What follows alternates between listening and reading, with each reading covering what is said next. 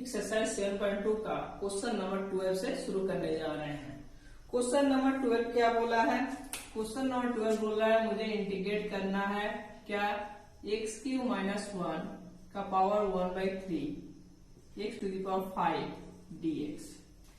देखिए, जब भी कोई फंक्शन का पावर फ्रैक्शन में है तो उस टोटल फंक्शन को ही लेट करते हैं और ऐसा लेट करते हैं, मतलब उस फंक्शन का पावर जो वेरिएबल लेट करेंगे उसका पावर ऐसा लेट करेंगे कि पावर के साथ कैलकुलेशन करके फंक्शन जो नया वेरिएबल है उसका पावर 1 बने। मीन्स मैं यहाँ पर लेट करूंगा, लेट x³ - 1 का पावर z³ 1/3 पावर है तो मैं इसका पावर z³ लेट करूंगा, क्योंकि इसका पावर मैं 1/3 बैठाऊंगा तो इसका पावर 1/3 पावर कर 1 आ जाए। क्लियर है? अब देखिए मैं इसको डिफरेंशिएट करूंगा तो क्या आ जाएगा 3x² dx = 3z² dz, यानी 3 कट गया x² dx = z² dz। अब देखिए जरा मैं इस फंक्शन को सजा ले रहा हूं, कैसे लिख रहा हूं? x³ - 1 का power 1/3 x³ × x² dx, x³ × x² x⁴ को ऐसे तोड़ा। अब देखिए यहाँ पर x³ है तो यहाँ से x³ का वैल्यू मैं निकालूंगा तो x³ = क्या आएगा z³ + 1। अब सारा वैल्यू बैठा दीजिए। ठीक है, इसका पावर है z³ और 1/3 बैठाएंगे तो यहाँ पर आ जाएगा इसका वैल्यू z। x³ का वैल्यू कितना आएगा z³ + 1 और x² dx का वैल्यू है z² dz। क्लियर? अब यहाँ पर सबका मल्टीप्लाई कर दीजिए, z³ यानी z⁶ प्लस z³ dz, यानी अब इसका इंटीग्रेट करेंगे तो क्या आ जाएगा z⁷ by 7 plus z⁴/4 plus c। अब z⁷ का वैल्यू रिटर्न कर लीजिए। z⁷ का वैल्यू कैसे रिटर्न करेंगे? देखिए यहाँ से मैं पहले z का वैल्यू निकालूंगा। z = क्या आ जाएगा मेरा, इसका पावर x³ - 1 और जब भी इधर पावर जाता है तो 1/3 हो गया। अब z7 चाहिए तो z7 का वैल्यू क्या हो जाएगा, वो साइड पावरिंग 7 कर दूंगा, x³ - 1 का पावर 7/3। इधर z4 का पावर होगा, z4 करूंगा तो 4/3 हो जाएगा, यानी यहाँ पर x³ - 1 का पावर 7/3/7 प्लस x³ - 1 का पावर 4/3 पावर 4/4 प्लस c। ये मेरा क्वेश्चन नंबर 12 का आंसर हो गया। Clear? Next question,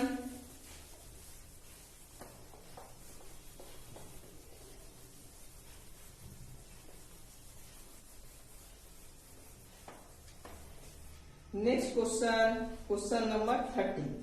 question number 13 क्या बोला है?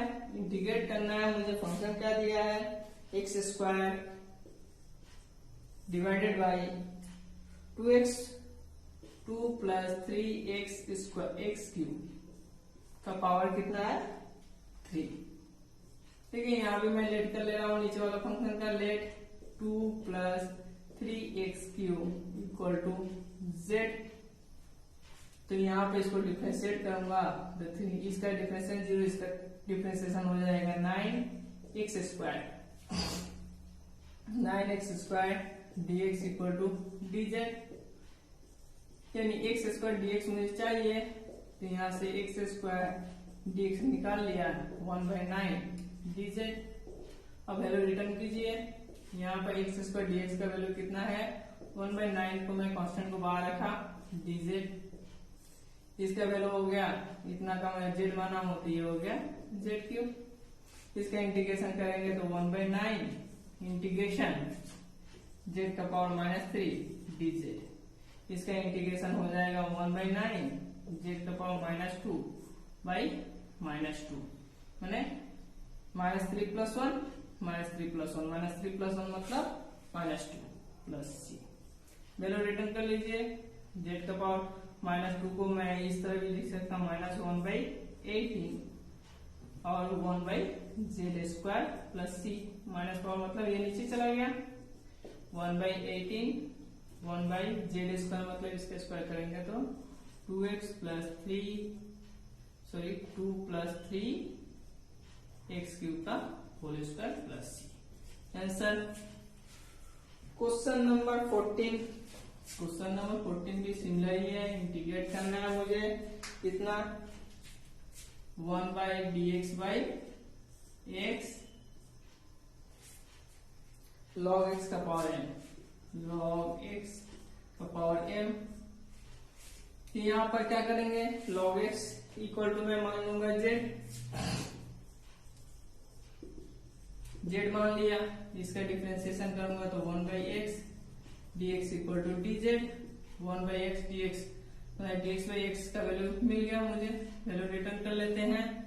यहाँ पर इतना होगा तो dz, dx/x का वैल्यू dz, इतना का वैल्यू मैं माना हूँ z माना होता है, z m हो गया।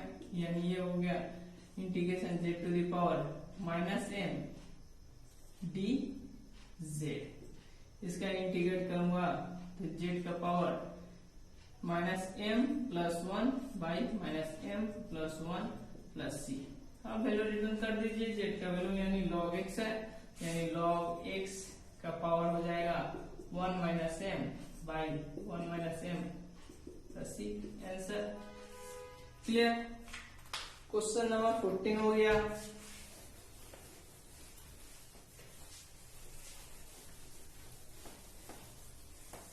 इसके बाद क्वेश्चन नंबर 17। मैं जो क्वेश्चन छोड़कर जा रहा हूं उसमें आप लोगों को कोई डाउट है तो कमेंट सेक्शन में पूछ सकते हैं। Question number 17। क्वेश्चन नंबर 17 क्या बोला है, इंटीग्रेट करना है मुझे। फंक्शन क्या दिया है, x/e⁴x² dx। तो x² की जगह पर लेट कर लीजिए, लेट x² = z लेट कर लेते हैं, क्योंकि मुझे e⁴z का फॉर्मूला पता होता है पर e⁴x² का फॉर्मूला पता नहीं होता है। तो यहाँ पर हो जाएगा 2x dx = dz। क्लियर। यानी मुझे x dx मिला है, x dx = 1/2 dz। तो इसको इंटीग्रेट करेंगे तो ये हो जाएगा 1/2 को मैं बाहर रखा, x dx के जगह पर मैं dz लिखा और इसके जगह पर e⁴z लिखा। यानी इसको मैं लिख सकता हूँ 1/2 e⁻z dz। इसका फॉर्मूला होता है e⁻z (-1) और 1/2 वाले का था प्लस सी। वैल्यू रिटर्न करेंगे तो -1/2 e⁻x², z की जगह पर x² प्लस सी। इसको मैं ऐसे भी लिख सकता हूँ -1/2 e⁻x² plus c. Answer question number 17। इसके बाद क्वेश्चन नंबर 18 करते हैं। क्वेश्चन नंबर 18 क्या बोला, इंटीग्रेशन करना है e⁻tan−1x dx by 1 + x²। देखिए e के पावर में x को छोड़कर कोई भी दूसरा फंक्शन है, यहाँ भी जैसे x² था तो x² = 0 माने थे, यहाँ भी e के पावर में tan−1x है तो उसको भी मैं z मान लूंगा। तो tan−1x = मैं z मान लिया। इसका डिफरेंशिएशन करते हैं तो इसका डिफरेंशिएशन 1 + x² dx = dz हो गया। देखिए कितना सिंपल फंक्शन हो गया, e⁻z और dx by इतना का वैल्यू dz। यानी ये इसका फॉर्मूला e⁻z + c। e⁻z का वैल्यू रिटर्न कर लीजिए, tan−1x + c। आंसर क्लियर है। इसके बाद क्वेश्चन नंबर 19। चलिए क्वेश्चन नंबर 19 नहीं करते हैं। मुझे दिया है e⁻2x - 1/e⁻2x + 1 dx। मैं आप लोगों को कॉन्सेप्ट वाले वीडियो में एक फॉर्मूला बताया था, अगर नीचे वाले फंक्शन का डेरिवेटिव ऊपर वाला फंक्शन आ जाए तो हम लोग क्या करते हैं, उसका इंटीग्रेशन क्या होता है, log ऑफ मॉड नीचे वाला फंक्शन। तो देखिए यहाँ पर मैं क्या कर रहा हूं, ऊपर नीचे e to the power minus x से मल्टीप्लाई कर रहा हूँ अपने से e to the power 2x minus 1 by e to the power 2x plus 1 dx। अब इसको मल्टीप्लाई करने से मुझे क्या मिल रहा है, ये e to the power minus multiply करूंगा तो e to the power 2x into e to the power minus x, power add होगा तो e to the power x आएगा, तो यहाँ पर हो गया e to the power x, आइए 1 के साथ multiply e to the power minus x, इसको मल्टीप्लाई किया e to the power x plus e to the power minus x dx। अब देखिए इसका डिफरेंशिएशन करेंगे तो ऊपर वाला आ रहा है, इसका डिफरेंशिएशन कर लीजिए तो e to the power x plus e to the power minus x, इसका डिफरेंशिएशन करेंगे तो क्या हो जाएगा e to the power x का differentiation e to the power x और e to the power minus x का differentiation minus e to the power minus x dx। देखिए इसका डिफरेंशिएशन ये टोटल फंक्शन आ गया, तो मैं क्या लिखूंगा इसका फॉर्मूला log ऑफ मॉड नीचे वाला function e to the x plus e to the minus x plus c, answer clear है। क्वेश्चन नंबर अब 20,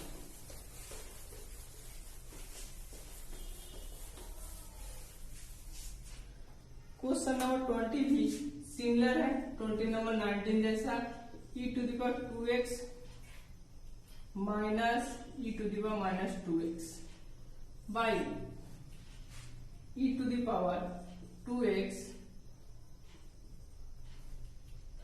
plus e to the power minus 2x। अच्छा, मैं इसके पहले वाला सवाल डायरेक्ट उस फॉर्मूला से बताया, इस सवाल को मैं सब्स्टिट्यूशन मेथड से बता रहा हूँ। ये भी सवाल डायरेक्ट उस फॉर्मूला से बन जाएगा, क्वेश्चन नंबर 19 जैसे मैं बनाया तो ये भी उसी तरह बन जाएगा, पर मैं इसे बाय सब्स्टिट्यूशन से बना रहा हूँ। मैं क्या किया, ये टोटल फंक्शन को लेट कर लिया, let e to the power 2x plus e to the power minus 2x equal to z। उसमें भी मैं नीचे वाले फंक्शन को z लेट करके भी बना सकता था। देखिए इसको अब मैं करूंगा तो इसका डिफरेंशिएशन करूंगा तो 2 e to the power 2x plus ये हो जाएगा minus 2 e to the power 2x dx equal to dz, यानी ये 2 को मैं कॉमन लेकर डिवाइड कर दिया तो e to the power 2x e to the power 2x minus 2x equal to 1/2 dz, यहाँ पर dx equal to 1/2 dz। Clear, यानी इतना इक्वल टू मैं क्या माना हूँ, z माना हूँ। अब देखिए यहाँ पर मैं वैल्यू रिटर्न कर रहा हूँ, integration e to the power minus e to the power 2x minus e to the power minus 2x dx, इस टोटल का वैल्यू मुझे मिला है 1/2 dz टू dz, और इतना को मैं माना हूँ z, इसका फॉर्मूला 1/2 log मॉड z होता है प्लस c, z का वैल्यू मैं रिटर्न करूंगा तो log मॉड z का value e to the power 2x plus e to the power minus 2x plus c, ऐसे ही हो सब्स्टिट्यूशन से हो गया। अगर मैं इसको चाहता तो उस फॉर्मूला से भी बना सकता हूँ। देखिए इंटीग्रेशन में एक सवाल 2 या 3 मेथड से बनाया जा सकता है। आप किस प्रोसेस से बनाते हैं ये आप पर डिपेंड कर रहा है, आपके माइंड कैसे क्लिक कर रहा है। इसके बाद क्वेश्चन नंबर 21 यही करते हैं। 21 क्या बोला है, इंटीग्रेशन करना है मुझे 10 square 2x minus 3 dx। Simple सा, यहाँ पर क्या लेट करेंगे, इस फंक्शन को लेट कर लीजिए, z लेट कर लिए 2x minus 3 equal to z, differentiate करना 2 dx इक्वल टू dz, मुझे dx चाहिए, dx इक्वल टू 1/2 dz। यानी अब इस फंक्शन में मैं बैठाऊंगा तो ये फंक्शन क्या हो जाएगा, 1/2 को तो मैं बाहर रख लिया, यहाँ पर 10 स्क्वायर z और dx इक्वल टू dz, 1/2 तो मैं लिख लिया हूँ। मैं इसका फॉर्मूला नहीं पता है हम लोग को, तो 1/2 10 को सेक में तोड़ देते हैं, sec square z minus 1 dz, क्योंकि सेक का फॉर्मूला मुझे पता है। अब इसका फॉर्मूला पता है 1/2 सेक स्क्वायर dz, इसका इंटीग्रेशन होता है tan z, और ये dz से मल्टीप्लाई होगा तो माइनस z, इसका टोटल का इंटीग्रेशन एक साथ क्लिक कर दिया प्लस c। अब यहाँ पर आप लोग z का वैल्यू रिटर्न कर लीजिए, आंसर आ गया है। मैं यहाँ पर वैल्यू रिटर्न नहीं कर रहा हूँ, रिटर्न करने में थोड़ा टाइम लग रहा है। Next question, question number 23। Question number 23, question number 23 क्या बोला है, मुझे sine inverse x dx under root of 1 minus x square. Simple से देखिए, इसका मैं लेट करूंगा तो ये वाला टोटल फंक्शन मुझे मिल जाएगा। तो लेट कर लीजिए, let sine inverse x equal to z. अब sine inverse x equal to z, इसको डिफरेंशिएट करूंगा तो 1 by under root 1 minus x square, ये डायरेक्ट ही मुझे मिल गया dz। पहले रिटर्न करेंगे तो क्या आ जाएगा, sine inverse x equal to मैं z माना हूं और dx बाई इतना का वैल्यू dz हो गया, यानी z square by 2 plus c। मैं वैल्यू अभी रिटर्न नहीं कर रहा हूँ, z स्क्वायर होता है इसका value square by 2 plus c लिख दीजिएगा। क्लियर है। क्वेश्चन नंबर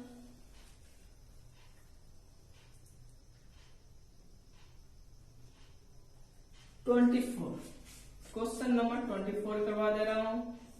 क्या है, यहाँ पर दिया 2 cos x minus 3 sin x by 6 cos x plus 4 sin x dx। अब यहाँ पर देखिए, मैं यहाँ से 2 कॉमन आ जाएगा ना, तो 1/2 में बाहर ही रखिए, नीचे से 2 कॉमन लूंगा तो 2 cos x minus 3 sin x by यहाँ पर 3 cos x plus 2 sin x dx। अब मैं लेट कर ले रहा हूँ इस फंक्शन को z, 3 cos x plus 2 sin x equal to z। इसका डिफरेंशिएट करेंगे तो minus 3 sin x plus 2 cos x dx equal to dz। देखिए ये टोटल फंक्शन मुझे मिल गया इतना, dx इक्वल टू z, यानी इसमें वैल्यू बैठाऊंगा तो 1/2 इतना का वैल्यू हो गया dz, और इतना का वैल्यू मैं z माना हूं तो ये हो जाएगा dz बाई z, और इसका आंसर हो जाएगा 1/2 log mod z plus c, और z का वैल्यू यहाँ पर रिटर्न कर देंगे। ये सारा आंसर है। Clear, thank you.